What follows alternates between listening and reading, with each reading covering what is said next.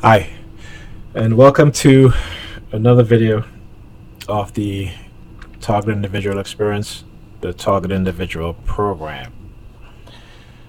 So, my last video I was talking about um, the post office, okay, uh, holding on to my package for 4 days before they eventually deliver it, okay.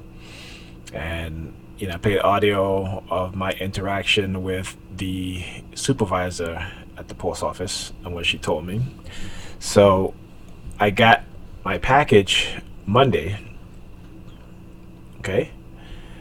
And the interesting thing is that I had another package that was sent to me, okay. And that package came in Monday morning to the post office. Again, like around, I think this time was a little earlier. It was probably like about 8 something in the morning, or minutes to 9, because that post office opened at 9 o'clock. And they deliver it the same day that it arrived at that post office. Okay, so again, uh, had I not made the video to expose what it is that they were doing, I wouldn't. They probably would have held on to both packages for longer periods to try to make me upset. To uh, you know, basically try to aggravate me. Okay, to probably where I'll cause some commotion and they'll call the police, and who knows what else would happen. But this is the type of thing that these people do. And also, my brother, my twin brother, who's also a TI, he had texted me on Sunday. Or was it Monday? It was Monday. And he texted me that, that they were playing around with his package. Okay? Because he had told me that he had a package that came in on, I can't remember if it was the U.S. Postal Service or UPS, but he said his package came in on Wednesday. Okay? And they held on to the package. And Monday morning, he called and filed a complaint. Right? Because it said that they had sent his package back to the sender. And so he called Monday, filed a complaint, and Monday afternoon they deliver his package. There's another TI here in New York who had a package that was delivered to the post office again last Wednesday. Okay. And we were speaking Saturday because I was telling him about my package, and he was like, wait a minute. He's like, Nigel, the same thing is happening to me also at my local post office. They had a package from me from since Wednesday, and when I checked the tracking, it said that it was scanned, and he had called them Saturday to inquire about his package. And after we done discuss it, Monday, not Monday, I'm sorry, Sunday, he was going to put a video up on YouTube. So I guess they had to deliver his package because Sunday morning his package came. Okay, because he had called them and they were like, well, we don't know what happened to your package. We can't find your package. Okay, so what they were doing last week leading up to the weekend was a blitz. Okay, and if you're a TI, they blitz us a lot. Okay, sometimes more intensely than others. They do certain things, to aggravate us, to get us upset, to emotionally manipulate us. And, that's what they were doing. Okay, so Monday night, I went to pick up the kids. And I went to pick them up from after school. Okay. And at the exit of the building, and I see a police car. Now, they could be there for legitimate reasons, but like I said, it's always strange that every time I come out, either my apartment building or Pam's apartment building, not every time, but most times, especially when I'm being heavily targeted, is either a police car passing by, a police car as I approach the intersection, you know, driving by with their lights flashing, okay, are parked up, and when I approach, then they'll drive off, which you'll see, in these series of videos, okay. And so here I am on my way to pick up the kids from after school. Okay. So, see the police car there. Let's see if they're going to come out of their car as I walk by, or they're going to come out of that building as I walk by. All right. And the reason why I said that, because that's what they'll do sometimes. They'll sit there waiting, or if they're in the building, they'll wait until I'm approaching the building, or I'm walking by their car, I'm walking by the building, and then all of a sudden they'll come out. Okay? Or they'll just stand in at the corner, and as I approach the corner, they'll look at me and then they'll walk off. No. Okay? Okay. But in this case, right there, what they'll do is that they'll use a civilian perp wearing the color red. See, there's no one in the vehicle. And this has happened to me too, quite a few times, where if I'm walking, there'll be a police car that's like parked in the street. And sometimes it's weird, because sometimes they'll have one of the doors open, but there's no officers in the car and no officers around. Okay?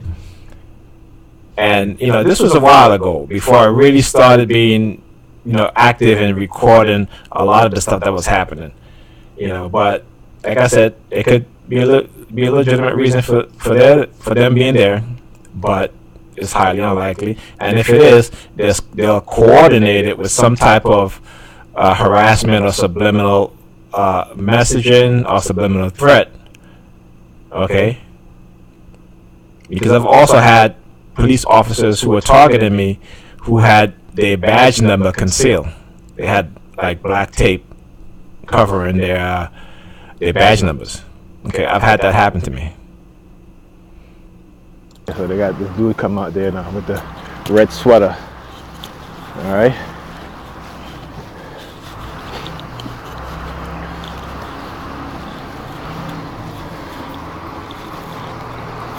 What they like to do. Yep. They certainly do like to do that. It's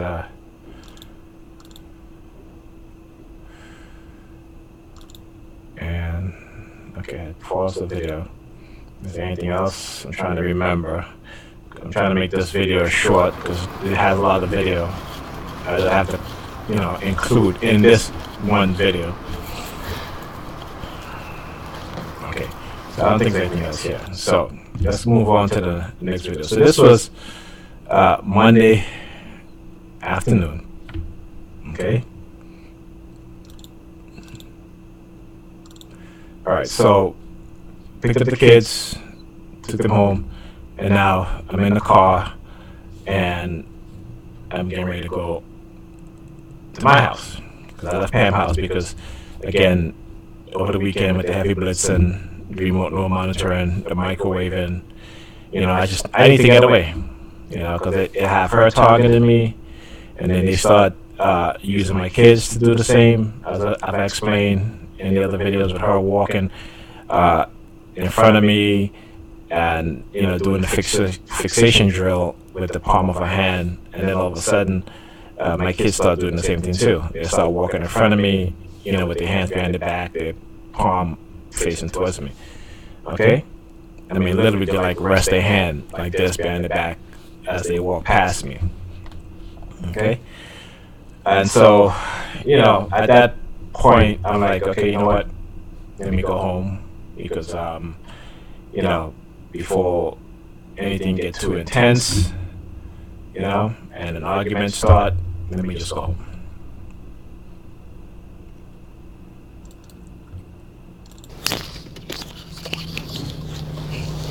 And I'm going to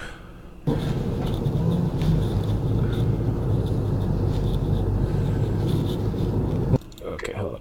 Let's go back here a little bit. Okay.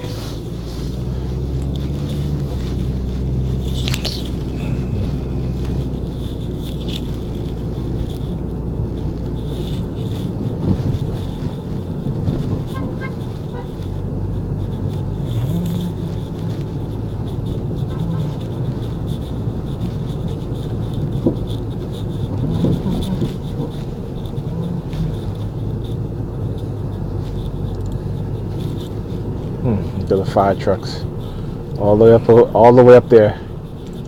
Everything there slick. Okay. So as you can see, soon after I pulled out of the parking spot, turned onto this street, started driving about a block away. Then I saw two fire trucks, right? But they were ahead, no sirens, but their lights flashing. Okay, that was me describing them. Okay. They're trying to stay out of the range of the camera. Yep. You see the flashing lights up there?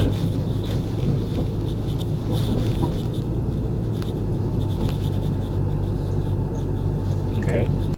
So they're gone. Still driving.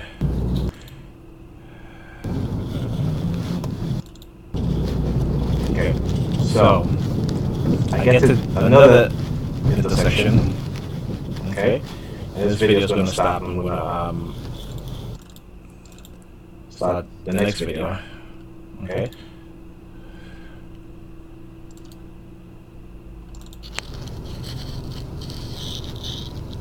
Now, yeah, I'm on my way home now.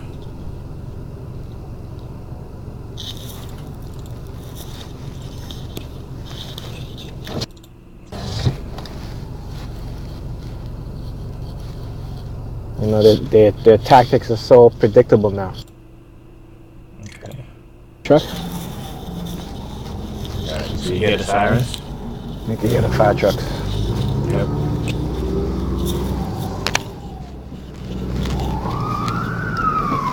Here they come. Here they come. Here they come. See?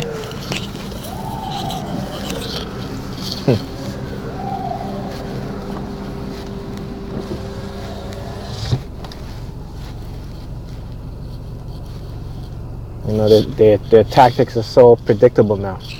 Okay. And just going home, I saw about 6 fire trucks. Okay. At this point, I'm driving home.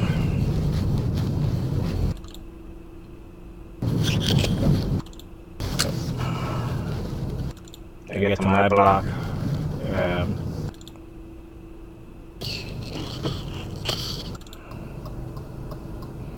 Okay, waiting for parking, and I received a phone call, okay, from another TI, and as I was talking to that TI 5 minutes later, 3 fire trucks drove by. Okay, this time with their lights off. All right, so I wasn't able to record that. Okay. So the next morning, a neighbor came, knocked on the door, and told me that I need to go to the car.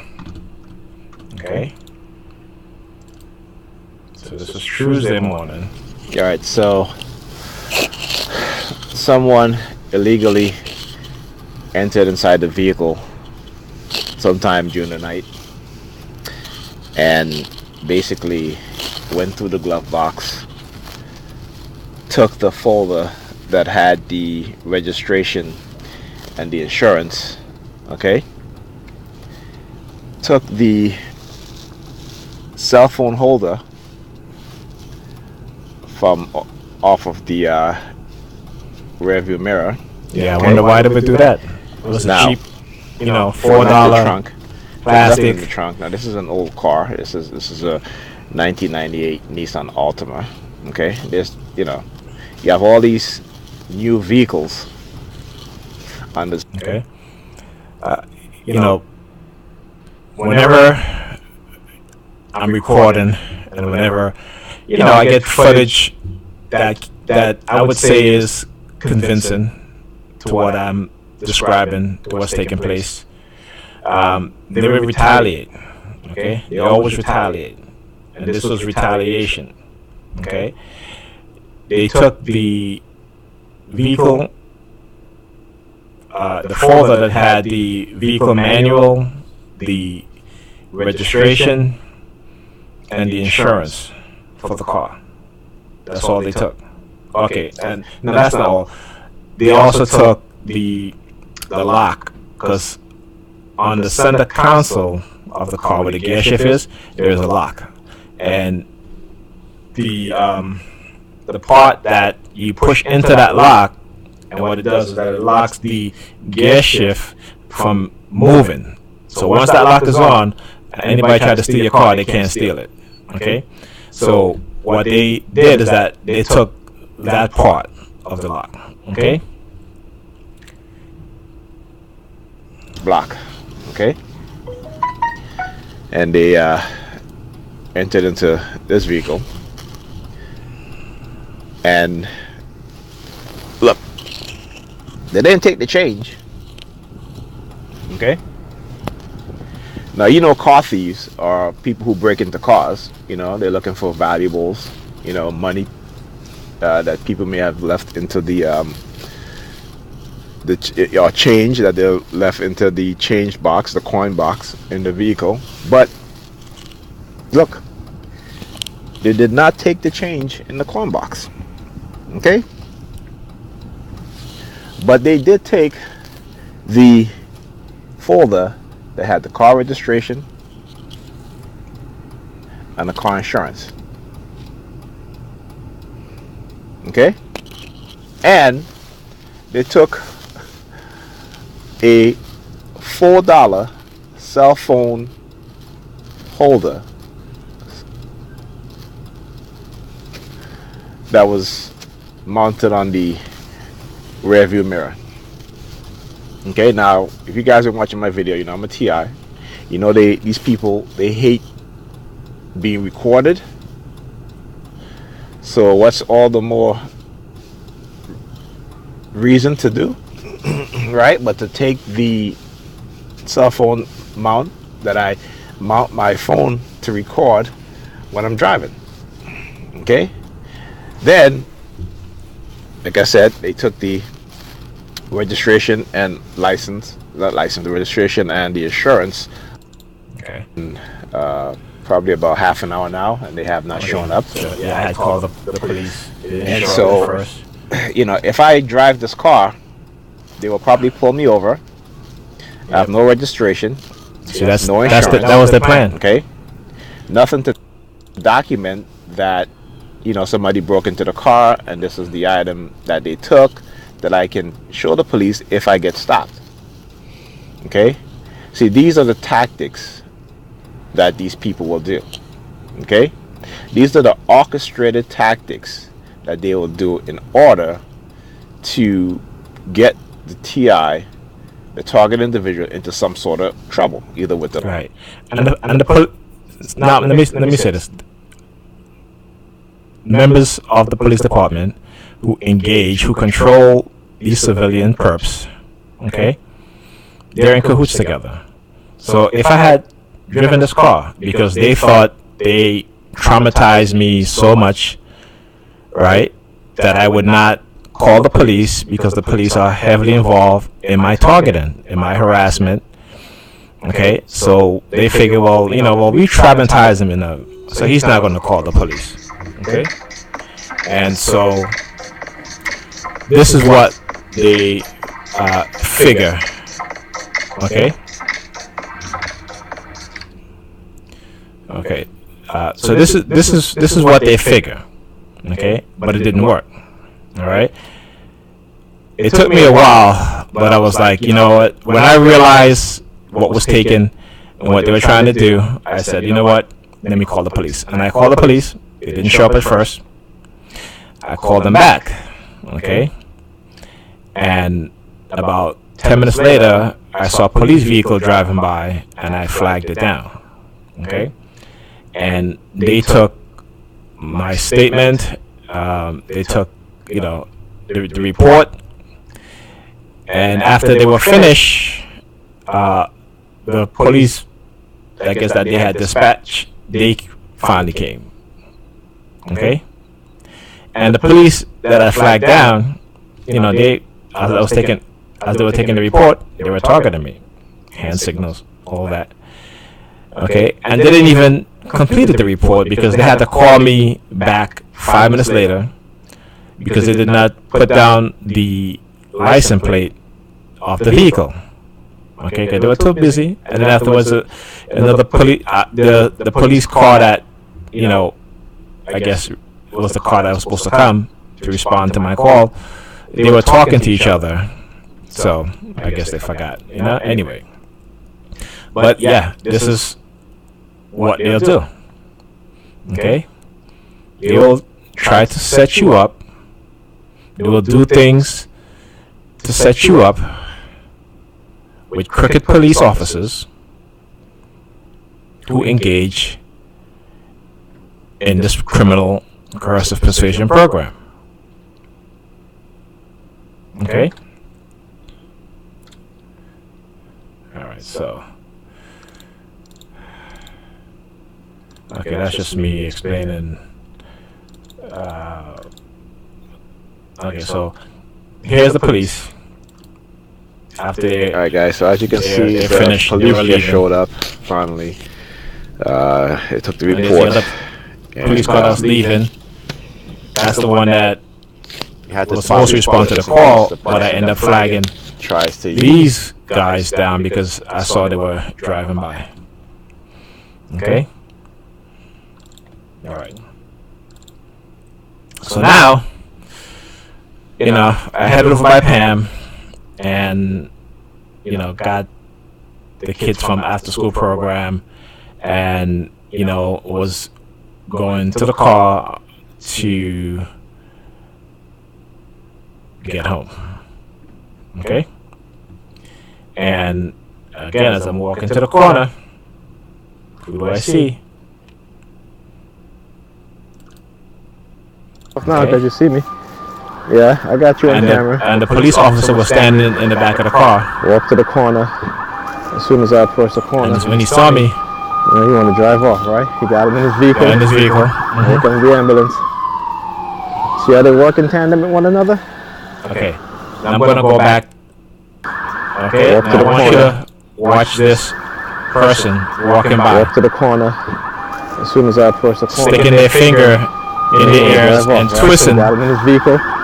See, they're twisting their finger in the air. See how they work in tandem with one another? Staring at the police vehicle as they drive by. Okay? Okay. There's the ambulance again. Okay? See how they work in tandem with one another? There's a pattern to what they do. Okay? Yeah. There's definitely a pattern. There with the hand signals. Okay. And there's the lady too. With one another. Hand signal. Right. And like that. Bow head. Okay? There's definitely a pattern. Okay, now, you know what? I'm sorry. I was on my way to pick up the kids from after school. That's what that is right here. So I'm on my way to pick up the kids from after school when this happened. All right. Okay. Let's see what this video. I want you guys see up there the fire truck. Okay, this is me on my way home.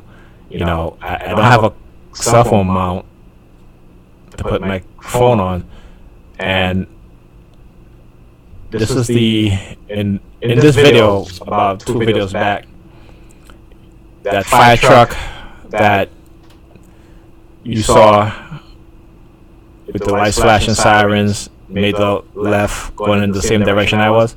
Well, this is the same intersection, okay?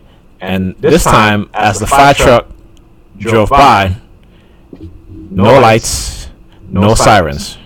So by the time I reached down to get my phone, I had to unlock my phone. it was too late. They already drove by. And I was trying to see if I can get at least a little snippet of them. Knew it. But, wasn't on it. That's why they stole the camera mount. Mm-hmm. Oh, of course. Now, I forgot this. So now, after the cops, I took the report, I went back in the house and got dressed and was driving over to Pam. And they had took the opportunity, to, you guys see in a lot of my videos I talk about how they use a particular number, right? The number 32 in my targeting. Well, on my way to Pam, okay, I was basically targeted so heavily by vehicles with that number in the license plate. Okay, so they definitely knew what they wanted to do, and this was all a setup. So because I haven't really talked about that number, in a little bit, because like I said, it's a trigger to something that they planted in my subconscious, but I've overcome that. Okay, once I started to recognize the conditioning pattern, okay, I had to develop certain defense mechanisms so that when I see that number, even though I see the number repeatedly, and whatever they put into my subconscious, I would replace it consciously by what I put into my mind to represent what that number means. So, I don't react to that number the way they want me to. Okay, but yesterday, okay, on my way here to Pam's, they were blitzing me with that number. Okay, they really wanted whatever they put into my subconscious to come out, right? They really wanted that anchor from that trigger to come out, But again, I use my own defense mechanism, so I was unbothered by it. Okay, but they knew what they were doing, and they didn't want me to record it. That's why they took the cell phone car mount. Okay. So so this is yesterday night actually. Heading home again. Okay, and now you'll see them using the homeless theme. Okay, so I approached this intersection. Try to get the homeless man to come up here now. You know what I'm saying? They're trying to run the homeless theme now. Alright, and look who's down there with the NYPD. Lights off. Right. Driving on there. You'll see them drive by. Right This there. is what they do. Driving by slowly. See how slowly they're driving by? So as I reached this intersection, I saw the homeless guy. He was approaching the vehicle. Okay? He was approaching the vehicle, and immediately I knew this was the homeless theme that they're running. So I took my phone and I started recording. And when he saw me raise my phone to record him, he backed away from the vehicle and went to the other vehicle over here. Try to get the homeless man to come up here now. Okay? You know what I'm saying? And he was on the sidewalk. Run the homeless theme now. Over here. You see where that car is? Look who's down there. Parked up here. With the NYPD. He was lights off. On the intersection right there, on the sidewalk. This is what they do. Coming to approach me. And when he saw me raise my cell phone to record him, then he turned and he walked to the other car. Meanwhile, the NYPD vehicle is driving very slowly. You saw that. They're driving very slowly across so I can see them. Okay, that's what you call subliminal messaging. Silent subliminal messaging. And this is what they do. Okay? So you got to be aware of that. Okay? Because in a Coercive Persuasion Program, okay, is to try to intimidate the person. Okay? With the force of group sanctioned secular psychological threats. Okay? For example, it may be suggested or implied that failure to adopt the approved attitude, belief, or consequent behavior will lead to severe punishment or dire consequences such as physical or mental illness, the reoccurrence of a prior physical illness, drug dependence, economic collapse, Okay, social failure, divorce, disintegration, failure to find a mate. Okay, this is what they'll do when their plan don't work. They will revert back to these things, to these psychological threats. Okay, now one of they basically some of the subliminal message they're trying to send me is to believe in God. I'm an atheist. I don't believe in God.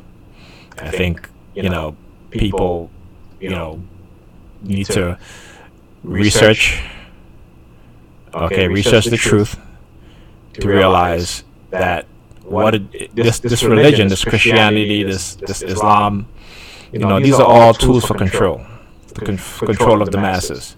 These stories are not real. Okay, they're not real, but people literally take them as being real. Now, I understand if you want to use the Bible to live your life in a very good way, okay? But most people who read the Bible don't believe in what they're reading,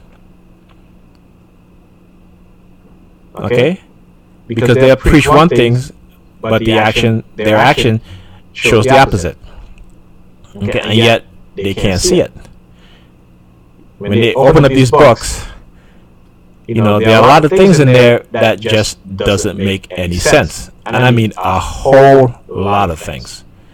And these pastors pick and choose what they want to read to their flock as a means to control them. Okay? I mean, people really need to do research, and people don't. And especially these religious people. The only research they want to do is in their Bible or in their holy book. Okay, but I'm happy being a non-believer. I'm happy because I know the truth. Okay, I have no illusion. Okay, I'm not looking for anybody up in the sky to come down and rescue me. Okay?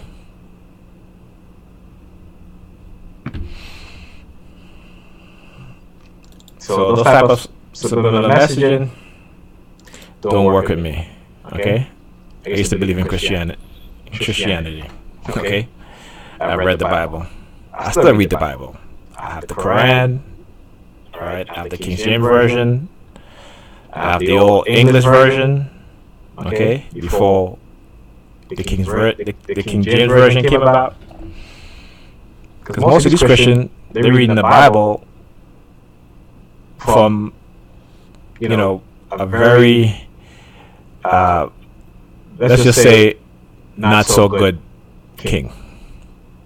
Okay?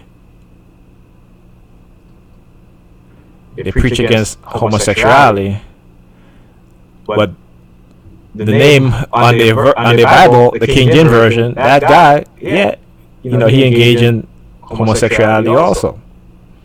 So do you see the hypocrisy? Religion don't make you think. Okay? It doesn't. Plain and simple. It doesn't allow you to question your doubts. It doesn't allow you to go forth and seek evidence. It is all based on faith, a belief. Nothing factual. There is no evidence. It's just stories that they want you to basically just gamble yourself on a belief. Okay? And the thing about it is that if a stranger come up to you and say, hey, drink this, and it'll make you smart, it'll make you attractive, a religious person would be like, no, I don't believe you. Okay? But yet, because of the indoctrination, they believe in this, these religion. And if you look at the history of these religion, and matter of fact, if you read the holy books, their holy books, I mean, it's horrific. A lot of the things in there are horrific. Okay? So, no thank you. And this is coming from somebody who used to be one of those people. Okay? No thank you. And I will not let my children minds be poisoned by that. No way.